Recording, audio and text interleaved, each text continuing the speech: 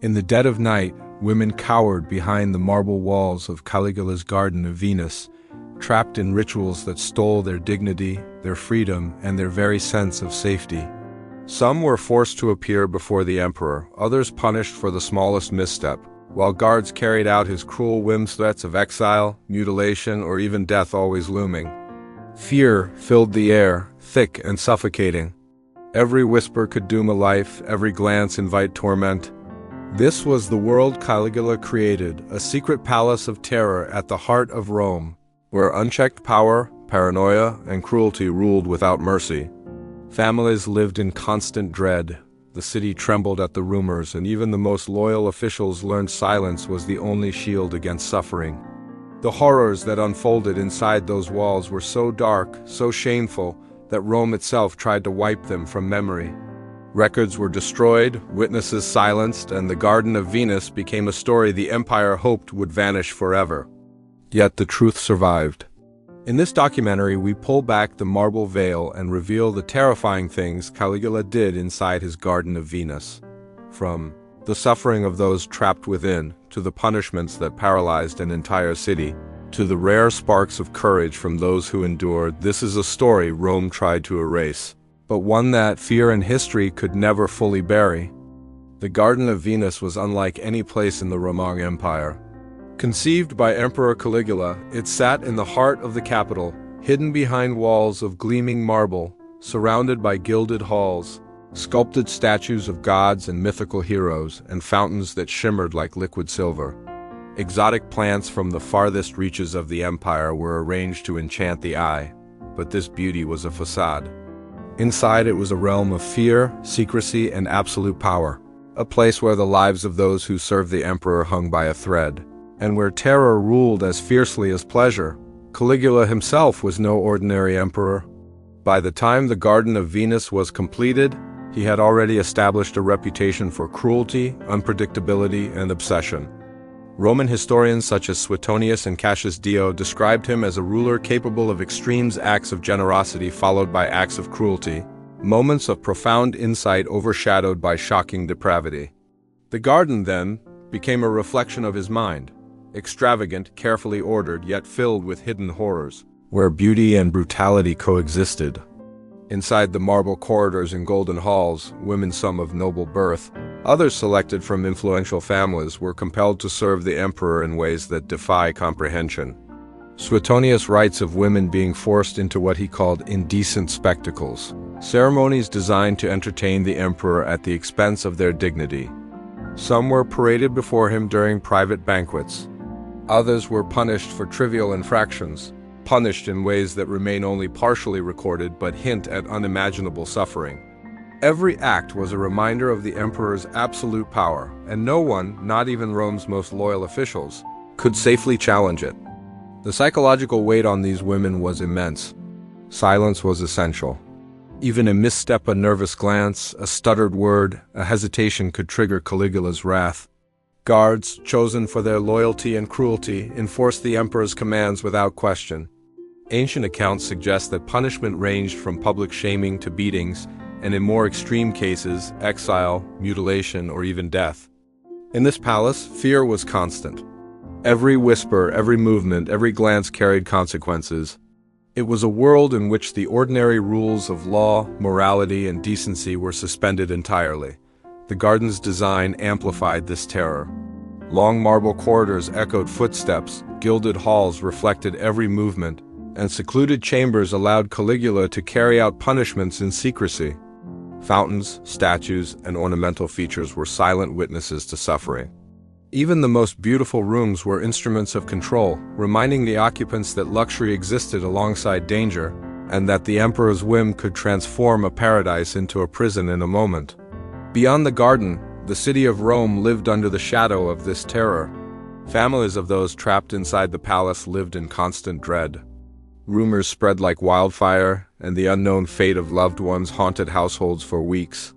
Senators and magistrates, aware of the emperor's unpredictable temper, conducted their duties with extreme caution. In a world where a single misstep could bring ruin or death, silence became a survival strategy. The fear radiated beyond the walls of the garden, affecting the political and social life of the entire empire. Caligula's obsession with divine authority further shaped the garden. He often acted as though he were a living god, expecting reverence and absolute obedience from everyone around him. The garden was more than a private residence. It was a stage to demonstrate control, a theater in which the emperor's paranoia and cruelty were performed daily. Power and punishment were inseparable, and the psychological weight of this environment was immense. The women who served here and the officials who oversaw operations lived in perpetual terror, always aware that the emperor's judgment could fall without warning. Historians warn us that our sources are imperfect. Most accounts were written after Caligula's assassination, often by those eager to justify his removal or to portray him in the darkest possible light. Yet, the consistency of certain themes, fear, secrecy, abuse, and psychological domination paints a coherent picture. Suetonius notes the forced participation of women in humiliating acts. Dio emphasizes the garden as a place where terror reigned as much as pleasure. While the specifics may be debated, the overwhelming atmosphere of dread is undeniable. Within this environment, the human cost was extraordinary. Lives were manipulated, dignity destroyed, and the will of ordinary citizens and noble families alike bent to the whims of one man. Yet even here, traces of resilience and courage appear. Some survived, silently resisting, finding ways to endure in an environment designed to crush spirit and identity. These stories are often fragmentary, nameless, and almost entirely absent from official records, yet they are the silent testament to human endurance in the face of cruelty. The Garden of Venus, therefore, was more than a place of secrecy and fear. It was a mirror of Caligula himself, impulsive, unrestrained, and capable of turning beauty into terror. Every corridor, every chamber, every statue and fountain became a silent witness to acts of unimaginable cruelty. Even the air seemed charged with anxiety, a tension so thick that it seeped into every room, every shadow, and every whispered conversation. For those inside, every day was a negotiation between survival and despair. As we step further into this forbidden world, it becomes clear why Rome both feared and sought to forget it. The Garden of Venus was a palace of paradox, a place of beauty built upon suffering, a domain of delight overshadowed by terror, and a hidden empire where pleasure and punishment existed side by side. It was forbidden not just by law or morality, but by fear. The empire itself seemed to hold its breath at the thought of what went on behind its walls. This was the most forbidden place in Rome, a palace where beauty masked terror, whispers carried the weight of punishment, and fear was a constant ruler. It was here, in the Garden of Venus, that the darkest aspects of Caligula's reign were most visible. And it is here, through the accounts that survived and the fragments of history we can piece together, that we begin to understand the terrifying reality of life under one of Rome's most infamous emperors. Inside Caligula's Garden of Venus, the women who served the emperor lived under a terror so complete it is almost impossible to fully imagine. Many were chosen from noble or influential families, sent into the garden as a twisted form of tribute, or as pawns in the emperor's obsessive games of power. Once inside, their lives ceased to be their own. Every movement, every glance, every word was scrutinized. Their identities, their dignity, and their freedom were stripped away, replaced by a constant, crushing fear of punishment. Roman historians offer glimpses into the world they endured. Suetonius writes of women forced into indecent spectacles for the amusement of the emperor.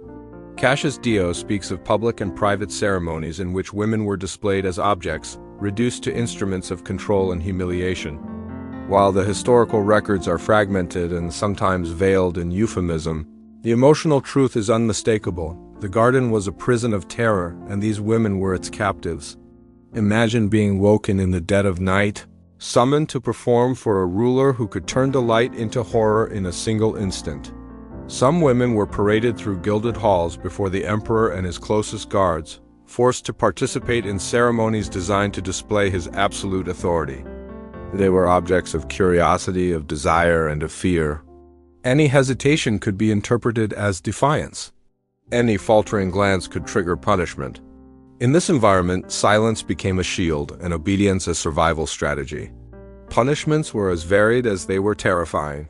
While some accounts suggest public humiliation and beatings, others hint at far darker fates. Exile, mutilation, or even execution were always possible. Guards enforced Caligula's whims with merciless precision, ensuring that fear remained constant and absolute.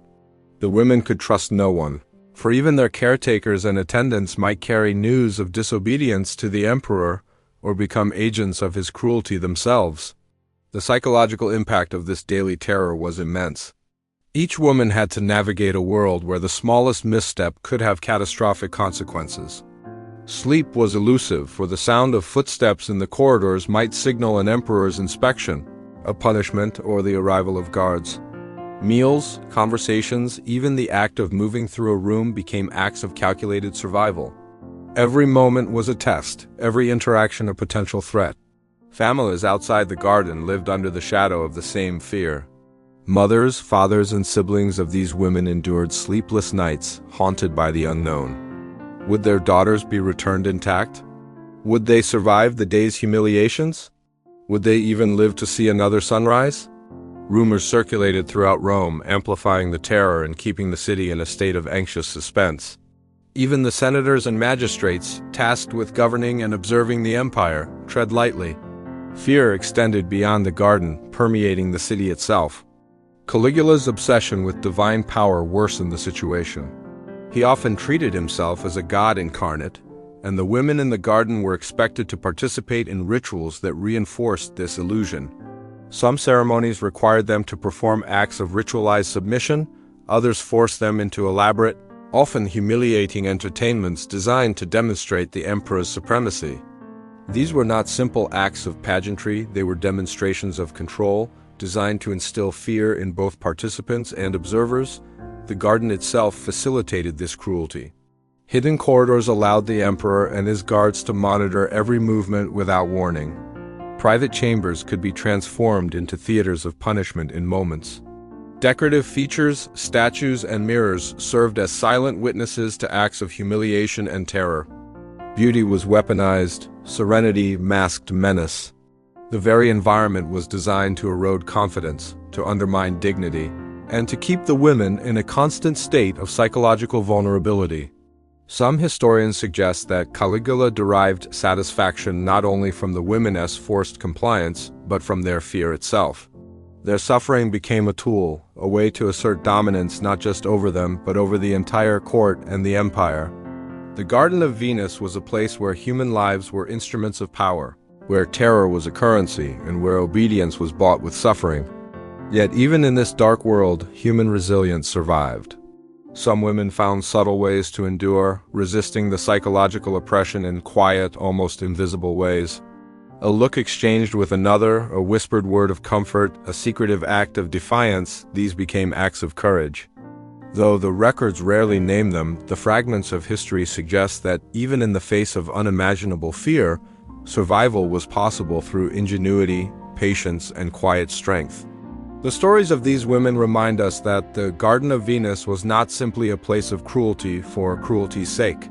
It was a carefully constructed environment of control, a mechanism to demonstrate the emperor's absolute power, and a stage on which fear itself was a tool of governance.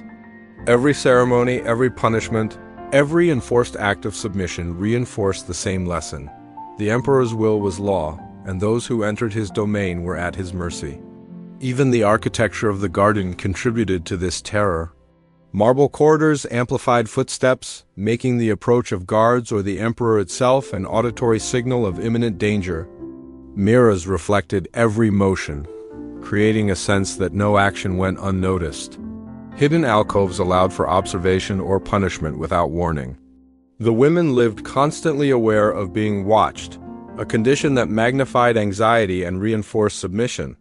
In this palace of beauty and horror, the line between pleasure and pain blurred.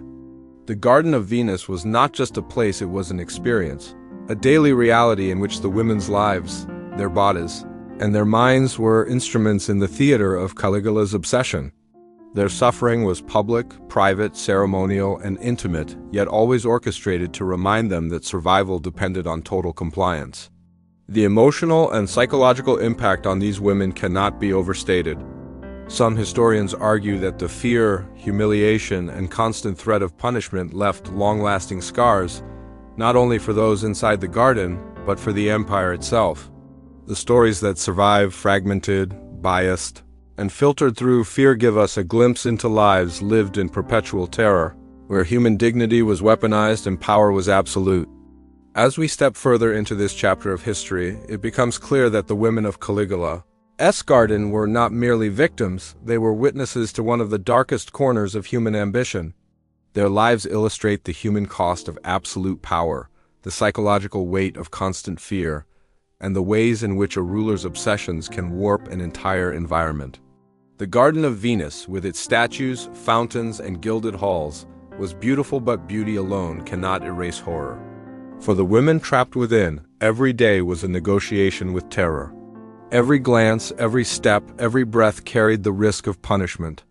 And yet, despite the unimaginable suffering, fragments of resilience and courage shine through, reminding us that even in the darkest places, the human spirit can endure. The name Caligula was enough to make even the bravest citizens of Rome tremble. His reputation for cruelty, excess, and unpredictability spread across the empire like wildfire, leaving a trail of fear in its wake. But nowhere was this more evident than within the walls of his palace and in the hidden chambers of the Garden of Venus. Here, power was absolute, punishment immediate, and silence was the only law. Caligula ruled not merely as an emperor, but as a man consumed by paranoia. He believed threats lurked around every corner, imagined conspiracies in every conversation, and assumed disloyalty at the smallest hesitation. His court became a theater of terror, where one misstep could end a career, ruin a family, or claim a life. Senators, soldiers, servants, and women alike all were vulnerable to the reach of his wrath. The Garden of Venus was more than a place of beauty or ritual. It was a crucible for absolute control, where fear was both punishment and instrument. Punishments in Caligula's court were both public and private. For the slightest perceived offense and incorrect gesture, a whispered comment, a faltered look, an individual could be dragged into a private chamber to face humiliation, physical torment, or exile. Some were flogged, beaten, or forced into servitude under degrading conditions. Others were sent away from Rome entirely, stripped of wealth and status, left to die in poverty or isolation. While the historical accounts are fragmented, both Suetonius and Cassius Dio emphasize the unpredictable cruelty. Punishments were often designed not only to hurt the individual, but to terrify all who witnessed or heard of them. The emperor's paranoia extended beyond his immediate court. Citizens feared even casual conversations, lest they be interpreted as criticism or conspiracy. Letters could be intercepted, rumors spread, and casual friendships scrutinized. Anyone could be accused of plotting against the emperor, and the punishment for such accusations, true or imagined, was swift and often fatal. A senator might find himself suddenly exiled, a noblewoman stripped of her home, a servant flogged into silence, all for reasons that sometimes existed only in Caligula's mind. Within the Garden of Venus, punishments were especially terrifying because of their intimacy and unpredictability. Women forced into his nightly rituals were not only humiliated, but also subjected to threats and discipline that could include physical harm, confinement, or worse. Guards and attendants carried out these orders without question, their loyalty enforced through fear of the emperor's wrath. The garden became a stage where terror was constant and obedience the only path to survival. Caligula also used punishment as a public spectacle. Executions, humiliations, and forced exiles were sometimes displayed to the court or to the city itself. The message was clear: the emperor's power was unlimited, his control absolute, and dissent or disobedience would be met with consequences far worse than anyone could endure alone. The psychological effect of these acts was profound. Citizens and officials alike became silent witnesses, their fear shaping their behavior, ensuring conformity and cementing the emperor's dominance. One of the most insidious aspects of Caligula's rule was how fear was intertwined with manipulation. He cultivated an image of omnipresence, appearing unpredictably, observing conversations, and responding to imagined slights with severe punishment. The very anticipation of punishment became a tool of control. The women of the garden, the senators, and even visiting dignitaries lived in a constant state of tension, aware that their actions, even unintended, could invoke the emperor's wrath. The use of punishment was not merely physical. It was deeply psychological. Caligula understood that terror could be more powerful than the sword. The uncertainty, the unpredictability, and the constant surveillance created an environment in which silence became instinctual. The fear of speaking out or resisting became a weapon in the hands of a ruler obsessed with absolute authority. The Garden of Venus, with its marble halls and gilded chambers, was both sanctuary and prison, a place where the consequences of disobedience were amplified by proximity, secrecy, and the emperor's whims. The historian Cassius Dio describes the court as a place where men trembled, women were shamed, and the air itself seemed heavy with dread. While these words may only hint at the full horrors, they capture the emotional landscape of life under Caligula's rule. Each day brought a new test of loyalty, a new challenge to survive, and a constant reminder that punishment was never far away. Even those who had wealth, status, or influence could find themselves subject to the emperor's unpredictable justice. Political rivals were particularly vulnerable. Senators who failed to anticipate Caligula's whims or who dared question his actions were often removed through exile, public humiliation, or execution. These punishments served as warnings to the rest of the court, reinforcing the atmosphere of fear and ensuring that even the most powerful officials learned to obey without question. The Garden of Venus, though primarily associated with the women who served there, was also an extension of the system, a microcosm of terror, reflecting the wider strategies of intimidation that governed the entire empire. Even within the private chambers of the garden, punishment was omnipresent. The emperor's obsessive attention to control meant that there were no safe corners, no moments of respite. Guards patrolled, watched, and reported back, ensuring that fear remained a constant companion. Women endured not only public humiliation but also private, intimate forms of terror, threats to family, threats to life, and acts designed to break the spirit as much as the body. The line between punishment and entertainment was blurred, creating a psychological landscape in which survival demanded constant vigilance. Yet, even under such extreme pressure, the human spirit persisted. Some found ways to endure, to resist subtly, or to support one another. These acts were rarely documented, often invisible, but they reveal that even in a world ruled by terror, resilience existed. The women and officials who survived were forced to navigate a labyrinth of fear, finding small victories in silence, endurance, and cunning. Caligula's power without limits, expressed through the cruel punishments that silenced Rome, became the defining feature of his reign. It was a reign in which terror was not incidental, it was the tool of governance, the means of control, and the expression of absolute authority. The Garden of Venus exemplified this dynamic, showing how fear could be weaponized to dominate, humiliate, and subjugate, not only women but the entire city. As we examine the scope of Caligula's cruelty, the full extent of his terror becomes clear. The Garden of Venus was more than a private space. It was a psychological and physical arena in which punishment was both performance and policy. Each act of cruelty reinforced the emperor's power, each moment of fear ensured obedience, and every individual, whether servant, noble, or citizen, learned that the cost of disobedience was unimaginable. This was Caligula's Rome, a city silenced by terror, a palace echoing with the cries of the punished, and a Garden of Venus where the emperor's whims dictated life and death. The punishments were relentless, the fear unending, and the message clear: Caligula's power knew no bounds and resistance was never an option. Inside the Garden of Venus, survival was never guaranteed. It was a daily, painstaking act of vigilance, cunning, and quiet resilience. For the women trapped within its marble walls, each day was a negotiation with fear. The garden was beautiful, adorned with statues, fountains, and golden corridors. Yet its beauty was a thin veil over the psychological torment that defined life there. Every echoing footstep, every glance from a guard or the emperor could signal punishment, humiliation, or worse.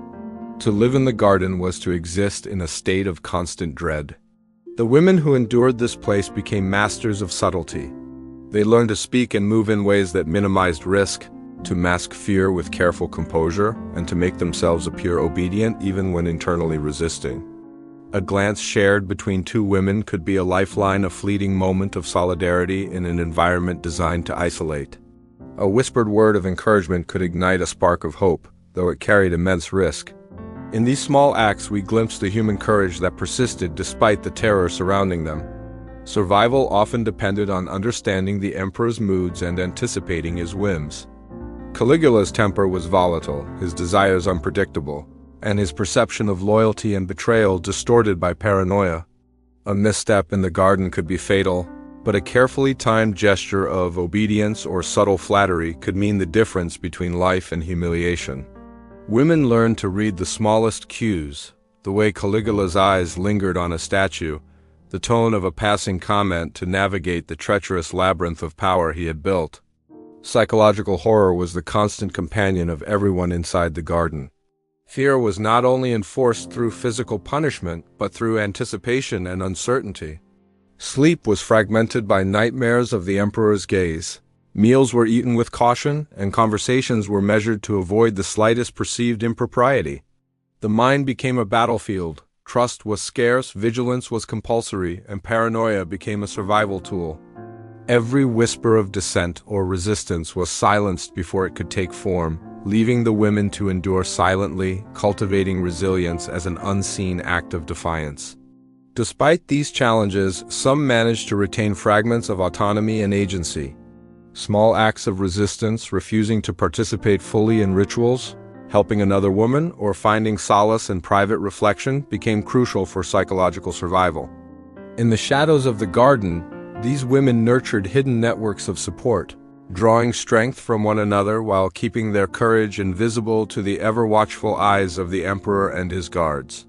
Their stories, rarely documented in historical texts, are recovered only through careful reading of fragmented accounts and inference from contemporary writings. The architecture of the garden itself contributed to this hidden life.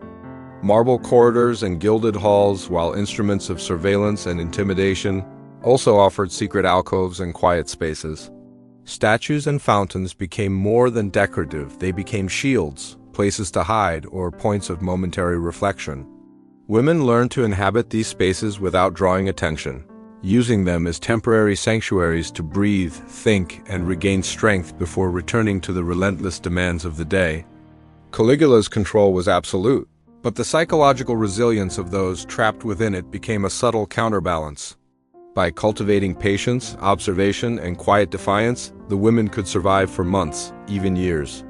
Some preserved their sanity through ritualized routines, discreet companionship, or mental exercises that allowed them to separate the terror of the garden from the inner self. These acts of mental endurance were as crucial as any physical adaptation, proof that even in extreme oppression, human ingenuity and will could persist. Yet the toll on the psyche was immense. Constant exposure to fear, humiliation, and surveillance created a form of slow psychological torture. Many women were haunted by the possibility of punishment, the memory of prior abuses, and the fear for their families outside the walls. Long-term trauma would have been inevitable. The garden was not merely a place of physical danger, it was a crucible of mental strain, designed to break its occupants through a combination of anticipation, observation, and controlled chaos. Even as the women endured, small acts of courage persisted. Some assisted each other in subtle ways, sharing information, providing emotional support, or helping each other avoid attention from guards. These acts were quiet and anonymous, yet they were lifelines. Every shared glance, every whispered warning, every hidden gesture became a testament to human resilience and solidarity under the most terrifying conditions. The stories of those who survived also speak to the ways fear was internalized. Life inside the garden forced individuals to constantly negotiate between compliance and self-preservation, between outward obedience and inner autonomy. Psychological survival required an acute awareness of danger, a keen understanding of human behavior, and a disciplined capacity to endure humiliation without losing the self. In essence, the women became both prisoners and strategists, navigating a world designed to strip them of both freedom and dignity. These voices from inside the garden, though often silent in historical texts, illuminate the hidden humanity of those trapped within. The women's endurance reminds us that survival in such a world was not passive, it was active, demanding courage, intelligence, and subtle defiance. They lived in a place designed to erase individuality, yet they clung to it, creating small victories and moments of hope that were invisible to the emperor but vital to sustaining life. The Garden of Venus, in all its beauty, masks an extraordinary human drama. Marble, gold, fountains, and statues may have dazzled the eye, but the true story was written in fear, endurance, and hidden acts of courage. Every day, women faced the terrifying uncertainty of Caligula's whims, the omnipresent threat of punishment, and the psychological strain of living in constant observation. And yet, in the shadows of the garden, they persisted, surviving in ways that history almost forgot. The lessons of the garden extend beyond its walls. They remind us of the resilience of the human spirit, the ways people endure even in the most oppressive circumstances, and the invisible courage that exists when terror dominates every aspect of life. In the midst of marble corridors and gilded halls, in the heart of Rome's most forbidden place, the women of the Garden of Venus showed that survival is not merely physical, it is psychological, emotional, and profoundly human. As we leave the voices of the garden behind, we see the shadow of humanity intertwined with horror. The women who endured were not just victims, they were survivors, witnesses, and quiet resistors in a world designed to erase them. Their stories, though muted, echo across history, revealing the cost of absolute power and the extraordinary courage required to navigate a place built entirely on fear.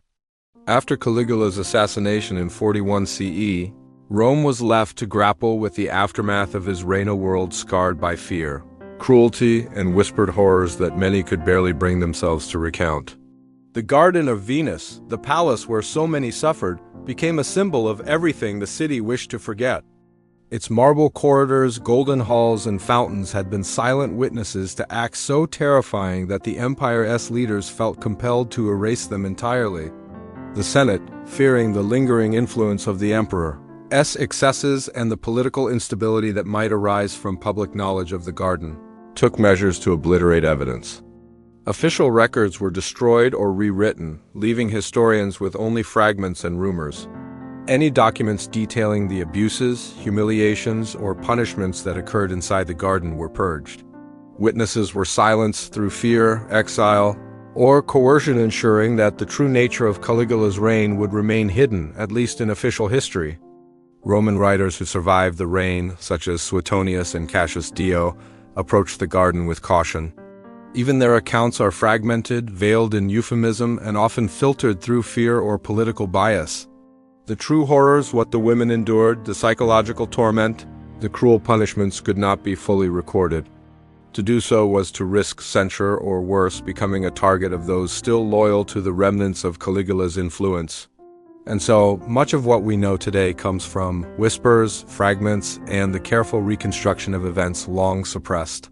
The Garden of Venus itself was gradually erased from the urban landscape.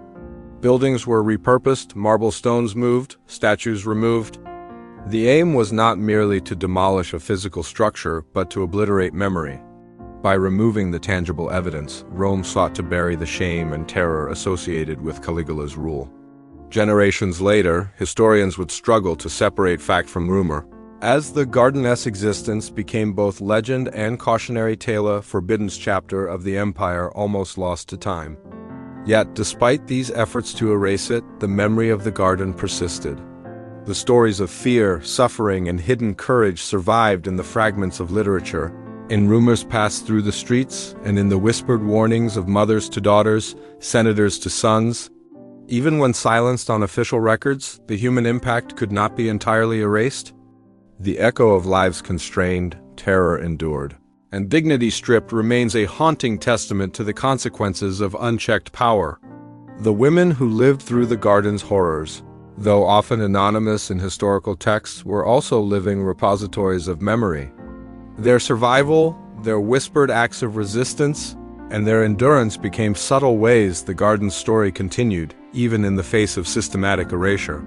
Each silent witness, each fragment of memory, defied the Senate's attempts to rewrite history. They proved that even in the most oppressive circumstances, the truth, though muted, cannot be entirely destroyed. Caligula's crimes were shocking not only in their excess but in the ways they were deliberately obscured. Rome's attempt to forget reflects a broader human impulse, the desire to bury trauma, to remove the evidence of cruelty from public consciousness and to claim that horror never existed. But history, however incomplete, allows us to uncover what was meant to be hidden. By piecing together fragments, interpreting whispers, and examining the traces left behind, we glimpse the true cost of absolute power and the lives that suffered under it. In erasing the Garden of Venus, Rome also attempted to erase lessons about human resilience, fear, and courage. The psychological horror, the subtle resistance of the women trapped inside, and the pervasive atmosphere of terror were all nearly lost to history. Yet today, we can reconstruct these stories, bearing witness to the suffering and the survival that defined one of the darkest chapters in the Roman Empire. The Garden of Venus serves as a stark reminder of the consequences of unchecked authority. Its erasure was not just an attempt to protect reputations, it was an attempt to bury truth itself. And yet the echoes remain. The faint traces of fear, courage, and resilience continue to speak across time, reminding us that while tyrants may seek to obliterate memory, human experience persists. The story of Caligula's Garden of Venus is not merely a tale of decadence and cruelty, it is a human story. It is the story of fear so intense that silence becomes survival, of lives twisted by the whims of a single man, and of courage that manifests quietly in whispers, glances, and small acts of endurance. Rome tried to erase it. The Senate destroyed evidence. Witnesses were silenced. Statues and marble were moved or destroyed. Yet the horror, the courage, and the humanity of those who lived and survived in the garden remain, etched in history's fragments. By stepping inside the Garden of Venus through history, we confront more than Caligula's excesses. We confront the terrifying consequences of unchecked power, the fragility of human dignity, and the enduring strength of the human spirit.